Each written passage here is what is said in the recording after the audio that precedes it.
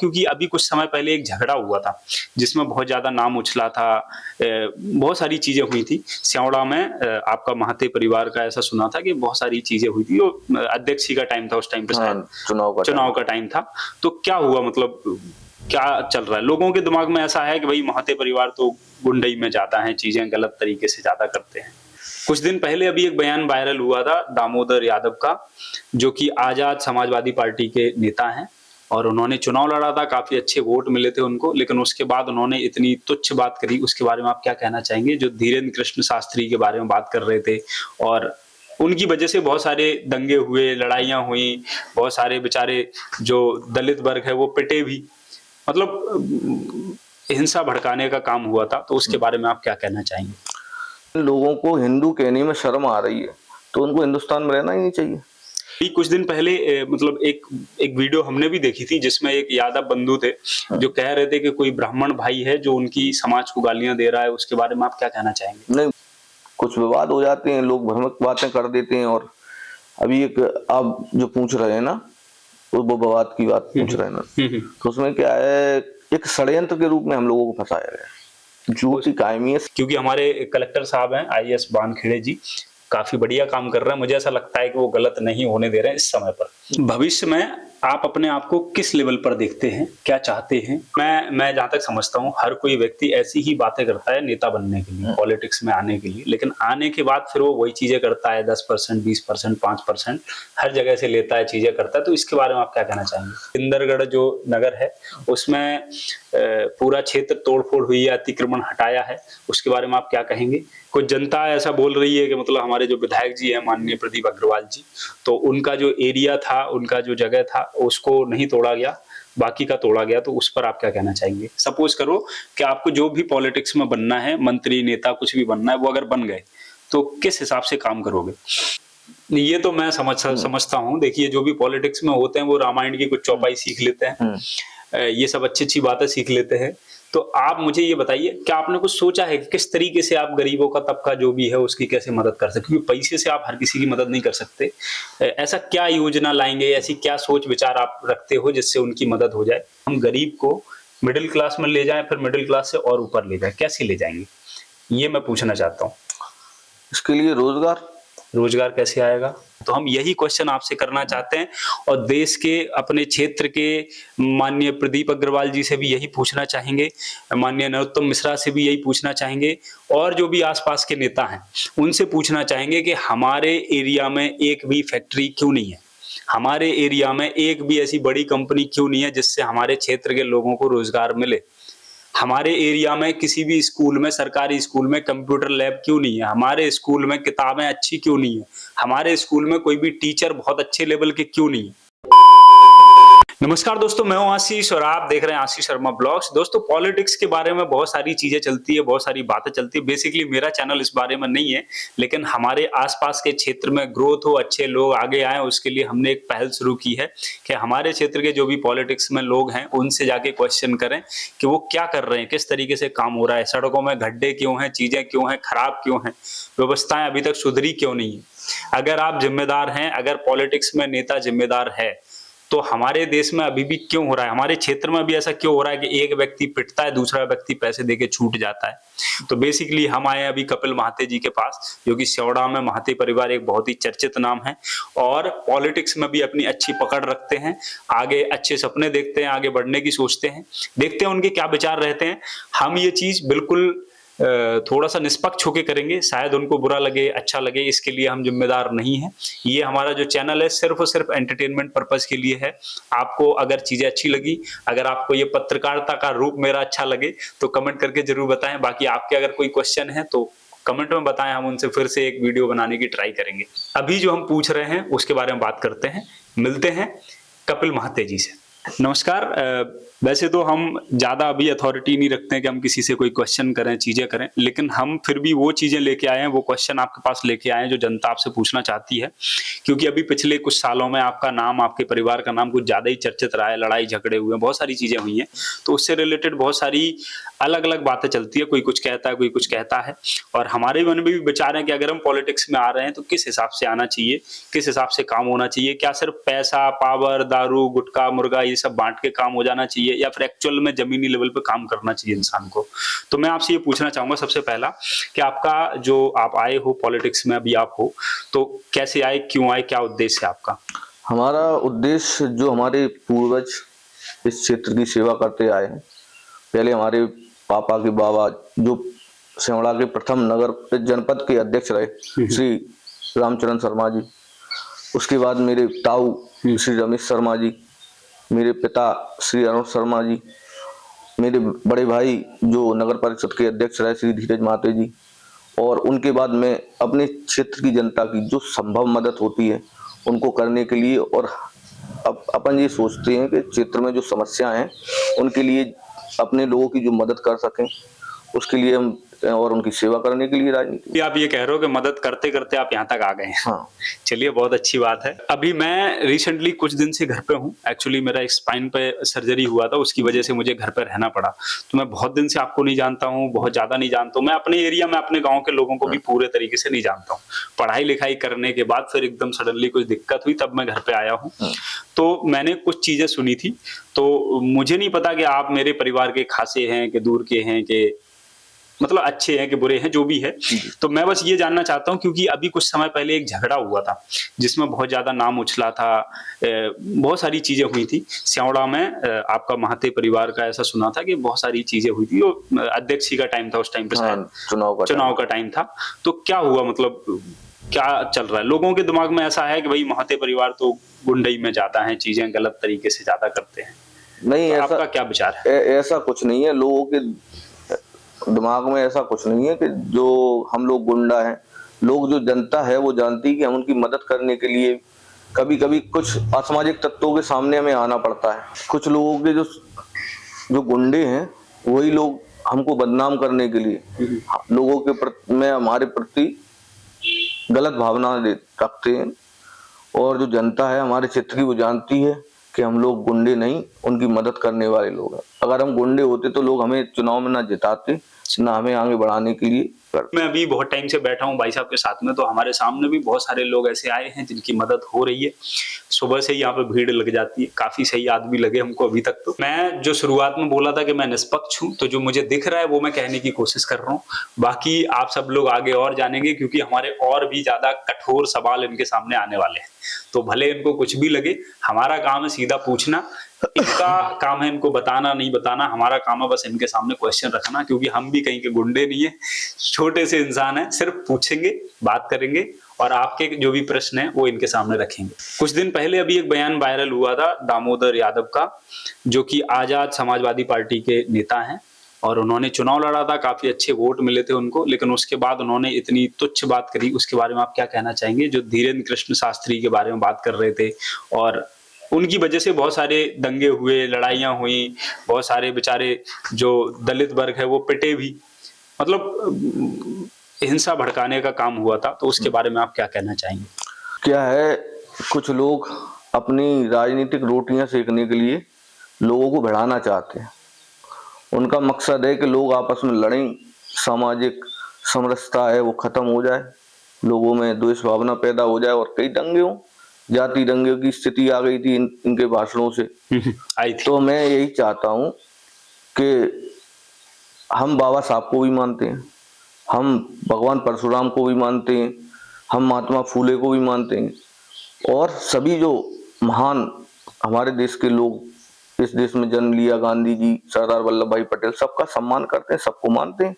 लेकिन हम किसी व्यक्ति विशेष पे टिप्पणी नहीं करना चाहते। हम संतों की पूजा करते हैं, और मुझे गर्व है कि मैं एक ब्राह्मण परिवार में जन्म लिया। अभी कुछ दिन पहले मतलब एक वीडियो हमने भी देखी थी, जिसमें एक यादव बंधु थे जो कह रहे थे कि कोई ब्राह्मण भाई है जो उनकी समाज को गालियां दे रहा है। उसके बारे में आप क्या कहना चाहेंगे? नहीं, वो भी गलत है। हम किसी जात के विरोध नहीं करते, और कोई भी व्यक्ति अगर ऐसी टिप्पणी करता है उस पर कानूनी कार्रवाई हो, चाहे वो किसी दलित व्यक्ति पर करे, या किसी ठाकुर पर करे, या किसी ब्राह्मण पर करे, या किसी पिछड़े पर करे। सभी लोग इस देश में रहते हैं, सभी का समान अधिकार है। जब मैंने उस वीडियो का कमेंट सेक्शन देखा तो उसमें बहुत सारे भाई बंधु थे जो उसका भी सपोर्ट कर रहे थे। उनके लिए आप क्या कहना चाहोगे? नहीं, उनको ऐसा करना नहीं चाहिए। मुझे किसी की माता बहन को गाली देना ये अपने संस्कार में ही नहीं। मुझे भी यही लगता है भाई, मैं भी पंडित हूँ, भाई भी पंडित हैं, बहुत सारे लोग पंडित हैं और उस वीडियो के कमेंट सेक्शन में बहुत सारे पंडित भाई इस तरीके से बोल रहे थे कि अगर ये गलत है तो दामोदर यादव भी गलत है। एक्चुअल में वो सही कह रहे थे कि ये गलत है, वो भी गलत है, बट ज़रूरी नहीं है कि हर कोई इंसान हर किसी के लिए खड़ा हो जाए। तो बस वो मैंने कमेंट सेक्शन देखा, उसमें थोड़ा इस तरीके की बात चल रही थी, ये दोगला व्यवहार क्यों हो रहा है? तो उसमें बहुत सारे लोग कह रहे थे, अनशन बातें हो रही थी, तो मुझे ऐसा लगा कि दोनों बातों पे गौर करनी चाहिए लोगों को और चीज़ें होनी चाहिए। बाकी हमारा जो कन्वर्सेशन वो दूसरी दिशा में जा रहा है। मुझे ऐसा लगता है अपनी चीज़ों पर वापस आना चाहिए हमको। लेकिन हम लोग ये ब्राह्मण समाज की तरफ से, दतिया जिले के सभी ब्राह्मणों की तरफ से मैं एक छोटी-सी बात कह रहा हूँ, जो गलत है उसको सज़ा मिलनी चाहिए। लेकिन कुछ-कुछ लोग उसमें ऐसा भी कह रहे थे कि हम लोगों को क्या बोलते हैं, सहायता देते रहे हैं, आपको हम बचाते आए हैं, आपका हमने बहुत समर्थन किया है। तो मुझे ऐसा लगता है आज के समय में संविधान विजेता है। बाबा साहब अम्बेडकर का लिखा हुआ एक-एक शब्द है, उसको हम मानते हैं, उसको हम समझते हैं और उसी पर देश चलता है। और बाकी कोई भी किसी के लिए कुछ उल्टा-सीधा कहता है तो उसी संविधान के हिसाब से जो उसको सज़ा उचित होनी चाहिए वो मिलनी चाहिए। बाकी हम अगले क्वेश्चन पर आते हैं। स्यौड़ा में जो चलता है कि महाती परिवार है और एक मतलब एक हिसाब किताब चलता है, तो उसके बारे में आप क्या कहना चाहेंगे? मतलब किस तरीके के विचार हैं, किस तरीके के लोग हैं? लोगों का ये है जो डायरेक्ट नहीं जुड़े होते हैं, वो सुनी-सुनाई बातों पे फ़ोकस करते हैं। तो मैं ये चाहता हूँ कि आप लोगों का पूरा जो भी परिवार है, जो भी नाम है, जो भी हिसाब किताब है, उसका हमको एक वो पता चले, दूसरी साइड क्या है जो हमको नहीं पता है। किस तरीके के काम करते हैं, किस तरीके स्वभाव हैं, किस तरीके से लोग मिलते हैं और अगर कोई नया व्यक्ति उनसे मिलता है तो किस तरीके से उससे बात करते हैं। क्योंकि हम भी नए हैं, अभी आपसे बात कर रहे हैं, तो हो सकता है हम पत्रकारिता में इसीलिए हमसे अच्छा व्यवहार हो रहा हो, लोगों से नहीं होता हो। तो मैं बेसिक ये पूछना चाहता हूँ, वही गुंडागर्दी वाला फिर से क्वेश्चन आ रहा है कि जो भी महाती परिवार है टोटल, आपका तो हम समझ गए कि ठीक है, दूसरों का क्या हिसाब किताब है? नहीं, सभी जो हमारे परिवार के सदस्य हैं वो जनता की सेवा करते हैं और हमेशा जनता के हितों की बात करते हैं। जनता के लिए जहाँ भी जनता परेशानी में होती है हम लोग उनका मदद करने के लिए आगे आते हैं। कभी-कभी इन परेशानियों में कुछ विवाद हो जाते हैं, लोग भ्रामक बातें कर देते हैं और अभी एक आप जो पूछ रहे हैं ना, वो विवाद की बात पूछ रहे हैं ना, तो उसमें क्या है, एक षड्यंत्र के रूप में हम लोगों को फंसाया गया है। झूठी कायमी है, सभी पूरे जो लोग हैं हमारे नगर परिषद के क्षेत्र के आसपास के, उन सभी को मालूम है कि हम लोगों को, हमारे परिवार के जो सदस्य हैं उनको झूठा फंसाया गया है, लेकिन इसको कहने से कुछ होता नहीं है। अभी एक न्यायालय की बात है, न्यायालय सब देखेगा उसमें। मुझे ऐसा लगता है हमारे देश में न्याय प्रणाली जो भी है, जो भी न्यायपालिका या जो भी कह सकते हैं, जो सही शब्द हो वो आप समझ लेना। लेकिन मुझे ऐसा लगता है कि अगर किसी पॉलिटिक्स में अच्छी पकड़ रखने वाले को षड्यंत्र से फँसाया जा सकता है, तो किसी भी एक नॉर्मल साधारण व्यक्ति को जिसकी थाने पर जाने में ही डर लगता है जिसको, तो उसकी क्या स्थिति रहेगी? अब तो क्या है, वो न्यायालय में है, विचाराधीन है केस। अब आगे जो भी ईश्वर चाहेगा, न्याय पद्धति से जो कार्य चलते हैं, न्यायालय का क्या कहना चाहिए आप? न्यायालय में भी तो बहुत डिले होता है ना, काम बहुत नहीं, न्यायपालिका पे हमें विश्वास है, जो सच होगा वो सामने आएगा। चलिए, ये तो हो गई हमारी बातचीत। थोड़े से क्वेश्चन और हैं, आई होप आप लोग बोर नहीं हो रहे हैं, आपको भी ठीक लग रहे हैं, आपको भी, मैं ऐसा नहीं लग रहा हूँ कि मैं किसी की चापलूसी कर रहा हूँ, यहाँ पे खुल के बात करता हूँ। जो भी मेरे मन में विचार हैं या भी जो भी जनता के क्वेश्चन हैं जो मेरे पास आए हैं, तो वो मैं इनसे पूछ रहा हूँ। तो अगला क्वेश्चन हम पूछते हैं, भविष्य में आप अपने आप को किस लेवल पर देखते हैं? क्या चाहते हैं? क्या सोचते हैं? किस तरीके का आपको बनना है? किस लेवल पे पहुँचना है? क्या हिसाब किताब है आपका? भविष्य में यही चाहते हैं कि हमारे जो लोग हैं, जो हमारे साथी हैं, हम उनकी मदद करने के योग्य रहें, उनकी हर जो संभव मदद होती है वो कर सकें। बस इतनी क्षमता के अनुरूप, अपनी क्षमता के वो कार्य कर सकें, उनको कभी कोई परेशानी ना आने दे। यही अपने लोगों की मदद के लिए आगे बने रहें। बस देखिए, मैं जहाँ तक समझता हूँ, हर कोई व्यक्ति ऐसी ही बातें करता है नेता बनने के लिए, पॉलिटिक्स में आने के लिए, लेकिन आने के बाद फिर वो वही चीजें करता है, 10%, 20%, 5% हर जगह से लेता है, चीजें करता है। तो इसके बारे में आप क्या कहना चाहेंगे? अभी मैं जिला पंचायत सदस्य हूँ, मेरे द्वारा कई पंचायतों में अपनी जो जिला पंचायत की निधि होती है उनको दिया गया। अगर कोई सरपंच या कोई जो जिन पंचायतों में दिया गया, अगर वो कह दे कि हमने किसी से 1% भी अगर कमीशन लिया हो, हमने ना किसी से कमीशन लिया है ना लेना है। ऊपर वाले की कृपा है कि अपना भरण पोषण करने की क्षमता है और अपने बच्चों का भरण पोषण करने की क्षमता है। सब ऊपर वाली की कृपा से सब अच्छा चल रहा है। इतनी आवश्यकता नहीं है कि ज्यादा ज्यादा हर एक चीज में हाँ, हम घुसे। कुछ नहीं। जब हम 10% 5% पूरे बजट में से ले लेते हैं, फिर सामने वाला और कटौती करता है और फिर चीजें थर्ड क्लास की सामने निकल के आती हैं। तो मुझे ऐसा लगता है जो भी पॉलिटिक्स में है, जो भी लोग देख रहे हैं, कृपया करके थोड़ा सा जी संभालो, थोड़ा लालच संभालो और अच्छे लेवल पे काम करो। अभी रिसेंटली इंदरगढ़ जो नगर है उसमें पूरा क्षेत्र तोड़फोड़ हुई है, अतिक्रमण हटाया है, उसके बारे में आप क्या कहेंगे?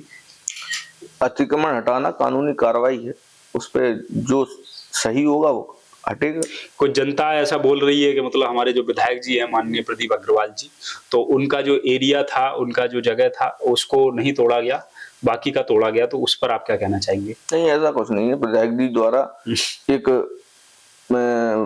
अपनी पोस्ट की गई है, उन्होंने कहा अगर जनता चाहती है तो जो नियम थे उससे लगभग 5 फुट ज्यादा भी हम देने को तैयार हैं। विधायक जी हमेशा क्षेत्र की जनता के लिए काम करते हैं। ऐसा नहीं है। अभी जो प्रदीप अग्रवाल जी हैं, उनका आपके मतलब उनका काम आपको कैसा लगा, कैसा कर रहे हैं? संतोषजनक, अच्छा काम कर रहे हैं। और एक और लास्ट क्वेश्चन, माफ करना ज्यादा समय ले रहा हूँ, लेकिन अगर हम जो भी चाहते हैं, जैसे मैं चाहता हूँ कि मैं बहुत बड़ा पत्रकार हो जाऊं, मैं चाहता हूँ मैं बहुत बड़ा यूट्यूबर हो जाऊं, मैं चाहता हूँ कि मैं ठीक हो जाऊं, दौड़ने लग जाऊं, तो अगर मैं वैसा करने लग जाऊं उसके बाद क्या करूंगा? इसी तरीके से मैं आपसे पूछना चाहता हूं कि अगर आप जो भी चाहते हो, जो भी बनना चाहते हो, जो भी आपकी डिजायर है, तो आप किस तरीके से काम करेंगे? सपोज करो कि आपको जो भी पॉलिटिक्स में बनना है, मंत्री, नेता, कुछ भी बनना है, वो अगर बन गए, तो किस हिसाब से काम करोगे? हम यही चाहते हैं कि जो पिछड़ा हुआ क्षेत्र है हमारा, उसका विकास हो, युवाओं के लिए जो संभव रोजगार हो उसके लिए जितने प्रयास कर सकें वो करेंगे, और अपनी जो गरीब तबका है उसकी मदद करते हुए लोगों के क्षेत्र में सेवा करना चाहते हैं। और यही संभव है कि लोगों की सेवा हो जाए, इससे बड़ा कोई धर्म नहीं है। परोपकार सरस धर्म नहीं भाई। ये तो मैं समझता हूँ। देखिए, जो भी पॉलिटिक्स में होते हैं वो रामायण की कुछ चौपाई सीख लेते हैं, ये सब अच्छी बातें सीख लेते हैं। तो आप मुझे ये बताइए, क्या आपने कुछ सोचा है कि किस तरीके से आप गरीबों का तबका जो भी है उसकी कैसे मदद कर सकते? क्योंकि पैसे से आप हर किसी की मदद नहीं कर सकते। ऐसा क्या योजना लाएंगे, ऐसी क्या सोच विचार आप रखते हो जिससे उनकी मदद हो जाए? लास्ट में मेरे पास भी है कुछ आइडिया, अगर आप एक्चुअल में वो चीज करना चाहते हो तो हो सकता है मैं आपको कुछ सजेशन दे पाऊँ, अगर आपको ठीक लगे तो इन फ्यूचर आप ऐसा कर सकते हैं। क्षेत्र में जो गरीब लोग हैं उनकी छोटी छोटी समस्याएं होती हैं, जैसे किसी का बीपीएल कार्ड बनना है, किसी को तहसील में पटवारी से काम है, किसी को तहसीलदार से नामांतरण का काम है। यही लोगों के काम है। कोई गरीब व्यक्ति भी ये नहीं चाहता कि उसको कोई पैसे दे, उसके छोटे छोटे काम है और उसको ऐसा रोजगार मिलता रहे, वो अपना पेट भरना जानता है। गरीब आदमी कभी किसी के ऊपर आश्रित नहीं रहता। ये तो हो गई बेसिक चीज है। ये तो आप एक कर्मचारी रख देंगे, किसी को 10,000 रुपए देंगे, वो घर घर जाके सबके बीपीएल बनवा देगा, चीजें बनवा देगा। समस्या ये है जो मोदी जी का विजन है, भले आप उनकी पार्टी में हो या विपक्ष पार्टी में हो, देश के प्रधानमंत्री हैं तो उनके विचार हमको सुनने समझने चाहिए। तो अगर हम उनके हिसाब से समझें कि हम गरीब को मिडिल क्लास में ले जाएं, फिर मिडिल क्लास से और ऊपर ले जाएं, कैसे ले जाएंगे, ये मैं पूछना चाहता हूँ। इसके लिए रोजगार कैसे आएगा?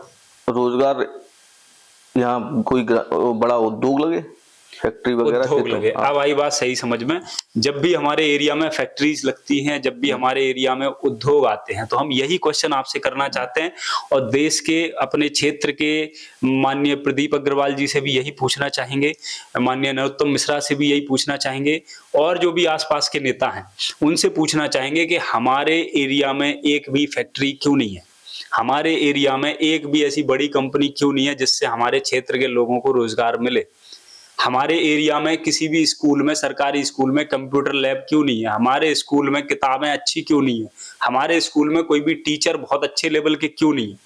ये हमारे कुछ क्वेश्चन है। माफ करना, ये प्रॉपर आपसे नहीं है क्योंकि आप उस अथॉरिटी पर नहीं है, लेकिन प्लेटफॉर्म ऐसा है कि हमारा मन करा तो हमने पूछ लिया। अगर ये 4, 6, 10 चीजें करें तो जो भी नेता इनको करेगा वो भविष्य में कभी नहीं हारेगा इस क्षेत्र से, क्योंकि ओवरऑल काम होता है रोजगार से, ओवरऑल चीजें होती है काम से। अगर आप काम करते हो, देखिए बीपीएल कार्ड बनवाना, आपने बोला, माफ करना क्रॉस कर रहा हूँ, कोई बड़ी बात नहीं है, मैं भी बनवा सकता हूँ, भले मैं चल नहीं सकता हूँ, 1000 रुपए की पेट्रोल डलाऊंगा, पूरा दिन घूमूंगा, बना लूंगा, लेकिन कितनी जनता होगी अपने क्षेत्र में? लगभग पूरी मेरे जिला पंचायत क्षेत्र में नहीं, विधानसभा में लगभग होगी 2 लाख के 1.5 पौने 2 लाख। तो अगर रोज का अपन 100-200 लोगों का भी बीपीएल बनवाते हैं तो भी विधानसभा के सारे लोगों तक नहीं पहुंच पाएंगे। तो हमें ऐसा लगता है फाइनल, जैसे मैंने बोला था कि मैं अपना एक सजेशन आपको दूंगा, क्योंकि आप अच्छा विचार रखते हैं, आप अच्छी सोच रखते हैं, तो अगर हम कुछ इस तरीके से कर पाए कि जो भी तहसीलदार है, जो भी एसडीओपी साहब हैं, जो भी पटवारी जी हैं, वो ऑटोमेटिकली बिना किसी फोन के, बिना किसी काम के, बिना किसी नेता के डायरेक्ट काम करें। सिर्फ आपका फोन एक बार पहुंच जाए कि हमारे क्षेत्र का आदमी है, उसका एक बार भी हमको फोन लगाने की आवश्यकता ना पड़े, आप एक बार में काम करेंगे। हमारा फोन आपके पास पहुंचा, समझ लो आपके लिए प्रॉब्लम है, क्योंकि आप जनप्रतिनिधि होंगे, बड़े लेवल पे होंगे, आप शायद इस तरीके से काम कर पाओ।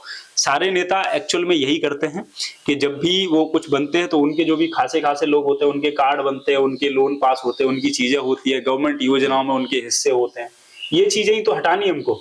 तो अगर ये चीजें हम कर पाए तो इस तरीके से कुछ चीजें हो पाए।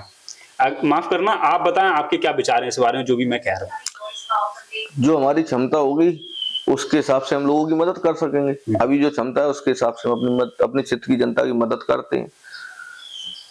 जहां तक हमारे अधिकारियों की बात है, जो अपने लोग आते हैं जनता की, वो मदद करते हैं और हम उनसे बात करते हैं हमारी बात पे। ऐसा नहीं है कि अधिकारी हमारी बात ना सुने। चलिए, आई होप आपको ये छोटा सा इंटरव्यू आपको अच्छा लगा होगा। आपके क्या विचार हैं, मैंने जो पूछा उसमें कहीं आपको भेदभाव तो नहीं लगा, ऐसा तो नहीं लगा कि भैया हम किसी ऐसे विचार से आए थे कि नहीं हमें महते जी की, कपिल भाई की बुराई करनी है या फिर कुछ भी है। हमारा बेसिक प्लान ये था कि हमारे जो भी जनता के विचार हैं या मेरे जो भी पढ़े लिखे जो भी भाई बंधु, उनके जो भी विचार हैं वो इन तक पहुंचाएं और इस मंच के थ्रू जनता तक पहुंचाएं। तो मुझे ऐसा लगता है फाइनल जो भी हमारी बातचीत हुई कपिल भाई से, इनके अच्छे विचार हैं, चीजें अच्छी हैं। अगर सही दिशा में काम करते रहे तो भविष्य में आगे बढ़ सकते हैं। आपको बहुत बहुत शुभकामनाएं। आई होप आप जो भी चाहते हैं वो कर पाएं। और एक चीज और, आने वाले समय में अभी मेरी बातचीत और भी हुई है थोड़ी सी भाई साहब से, तो अगर आप लोग इनसे जुड़ना चाहते हो तो इनका टीम है अलग से, जो कि आप लोगों की बातों के लिए ही है कि भैया आपको कोई समस्या है, कोई चीजें है, कोई जुड़ना चाहता है, कोई पर्सनली इनसे मिलना चाहता है, बैठना चाहता है, अपनी समस्या बताना चाहता है, तो एक नंबर जारी करेंगे इसी वीडियो में अभी के अभी। तो उस पर ही आप मतलब स्क्रीन पर लिख के आ रहा होगा आपके पास जो भी नंबर है, तो उस पर आप व्हाट्सएप मैसेज कर सकते हो, कॉल कर सकते हो, इनकी टीम से कोई ना कोई व्यक्ति उठाएगा और आप जब भी मिलने आना चाहो, बात करना चाहो तो वो कर सकते हो। मुझे ऐसा लगता है कि अगर व्यक्ति की सोच अच्छी है, अगर व्यक्ति अच्छे से काम करना चाहता है तो हमें उसका सपोर्ट करना चाहिए, उसको आगे बढ़ाना चाहिए। बाकी सभी लोग बढ़िया हैं, लेकिन चीजें कुछ कमजोर हैं, कुछ सही दिशा देने वाले लोग नहीं है, सही क्वेश्चन करने वाले लोग नहीं है, इसीलिए ये समस्या हो रही है। तो अगर हमने जो भी क्वेश्चन करे हैं, हो सकता है किसी को चुभ जाए, हो सकता है किसी को अच्छे लग जाए, तो अगर आप उनको थोड़ा सा निष्पक्ष होके सिर्फ उनको समझेंगे तो मुझे लगता है कि अपने जिला का, अपने विधानसभा क्षेत्र का अच्छा विकास हम कर सकते हैं। बहुत बहुत धन्यवाद। मिलते हैं किसी और वीडियो में, तब तक के लिए जय हिंद, वंदे मातरम, जय श्री राम।